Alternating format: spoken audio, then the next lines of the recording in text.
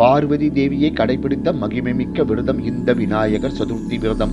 விநாயகர் சதுர்த்தி அன்று அதிகாலையில் எழுந்து நீராடிவிட்டு பூஜை அறையில் கோலமிட்டு தலை வாழை இலை ஒன்றை விரித்து வையுங்கள். இலையின் நுனி வடக்கு பக்கம் பார்த்து இருக்கட்டும். அதில் பச்சரிசியை பருப்பி பச்சரிசியின் மீது களிமண்ணால் செய்த பிள்ளையாரை வையுங்கள். களிமண்ணால் செய்த பிள்ளையார் தான் விசேஷம்.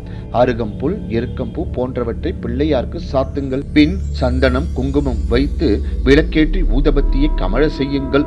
உங்களுக்கு தெரிந்த விநாயகர் துதிகளை சொன்னபடியே வசதிக்கு ஏற்ற நேவேதிய பலகாரங்களை செய்யுங்கள். பலகாரங்கள் தவிர அவல், பொரி, கடலை, தேங்காய், விளாம்பழம், நாவல் பழம் போன்றவையும் விநாயகருக்கு விருப்பமானவைதான். நல்ல நேரத்தில் பிள்ளையாருக்கு தூப தீபம் காட்டி தெரிந்த துதிகளை சொல்லி பூஜித்து நேவேதியம் செய்யுங்கள். அன்று இரவு அவசியம் மறக்காமல் வானத்தில் சந்திரனை பாருங்கள். சதுர்த்தி நாட்களில் இளவை பார்ப்பது கூடாது என்பார்கள். ஆனால் பிள்ளையார் சதுர்த்தி அன்று மட்டும் அதில் விதிவிலக்கு உண்டு. அன்றைய தினம் சந்திரன்